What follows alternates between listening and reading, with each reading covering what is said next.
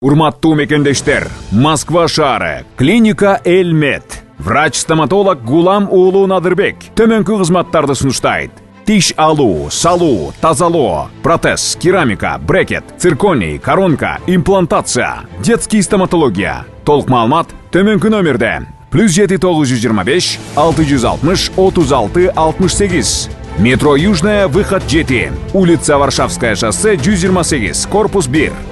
Белгилеп айта кетчү нерсе, биз 24 саат иштейбиз. Андыктан эч ойлонбой, байланышып келе берсеңиз болот.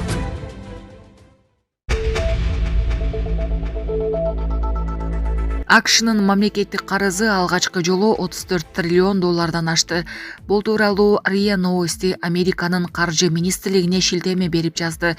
Штаттардын каржы министрлигинин соңку маалыматтары боюнча карыз 34,1 триллион долларды түзгөн. 2023 жылдын күз айынын башында бул көрсөткүч 33 триллион доллар болчу. РИА Новостиге эксперттер Вашингтонго мындай ири мамлекеттик карызды тейлөөгө бюджеттин кирешесинин 3/1 бөлүгүн жумшоого туура келерин айтышкан. Булак Спутник KG. Кыргызстанда 96 көрөкананын иши убактылуу токтотулду. Экономика жана коммерция министрлигине караштуу финансы рыногун жөнгө салуу жана көзөмөлдөө мамлекеттик кызматы Кыргызстанда 96 көрөкананын ишин 90 күнгө убактылуу токтотту. Тиешелүү токтом 29 декабрда чыккан. Ломбарддардын лицензиясы эмне себептен токтотулганы жазылган эмес. Улуттук коопсуздук боюнча мамлекеттик комитеттин төрагасы Камчыбек Ташиев 26 декабрда атайын кызматтын Москва райондук башкармалыгынын жаңы имаратын ачып жатып, күрөөканалар маселесине токтолгон. Ал Кыргызстанда чоң үстөк пайыз менен акча берген күрөөканалардын ишин элди тоноо деп мүнөздөгөн. Ал бир нече күрөөкананы атап, эгер үстөгү 30%дан артса, лицензиясын кайтарып алып, кожоюндарына мыйзам чегинде чара көрүлөрүн айткан. Бул билдирүүдөн кийин Кыргызстандагы ондогон күрөөканалар текшерилди. Алардын көбү жылдык пайыздык ченди төмөндөткөнүн жарыялаган. 14 декабрда экономика жана коммерция министрлиги Кыргызстанда күрөөканалардын үстөк пайызын чектөө боюнча мыйзам долбоорун сунуштап, жогорку кеңеш биринчи окууда жактырган. Экономика жана коммерция министри Данияр Амангелдиев күрөөканалардын үстөк пайызына эч кандай чектөө жок болгондуктан каалагандай коюп жатканын, мыйзам кабыл алынса, күрөөканалар жылына 32%дан көп үстөк кое албай турганын билдирген.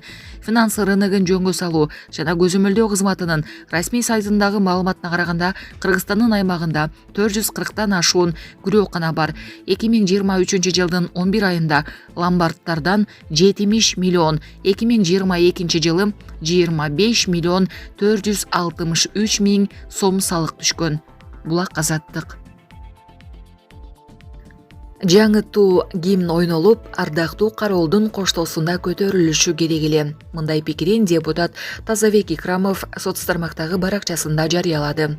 Рас, жогорку кеңештин көпчүлүк депутаттардын добуш берүүсүнөн өтүп, президент кол койгондон кийин жаңытуу расмий түрдө аз массовка болсо да, жок эле дегенде мамлекеттик катчынын катышуусунда гимн ойнолуп, ардактуу кароолдун коштоосунда көтөрүлүшү керек эле. Душман гана тууну жашырынып келип алмаштырат. Тилекке каршы андай болбоду. Ошол жерде жалпы ЖМКлардын катышуусунда мамлекеттик катчы тууну оңдоп, түзөөгө эмне негиз болгонун жана кайсыл жерлерине түзөтүү киргенин айтып беришсе болмок. Туу жөнөкөй маселе эмес. Бул бүтүндөй бир идеология. Андан тышкары желектин жогорку кеңеште сунуш кылынган варианты башка, Википедияда башка, иленген желектин өңү башка болгону жалпы элдин наразычылыгын гана жаратат. Бул боюнча тез арада президент башында турган мамлекеттик комиссия түзүлүп, тиешелүү адамдар жоопко тартылышы керек. Ансыз наразычылык көбөйө берет деп жазылат депутаттын билдирүүсүндө. Булак Селеп KG. Токаев 2026 жылы шайлоого барбай турганын жарыялады. Казакстандын президенти Касым-Жомарт Токаев конституция өзгөртүлөт деген маалыматтарды четке какты. Бул тууралуу ал Эгемен Казакстан басылмасында 2 январда жарык көргөн кеңири маегинде билдирди.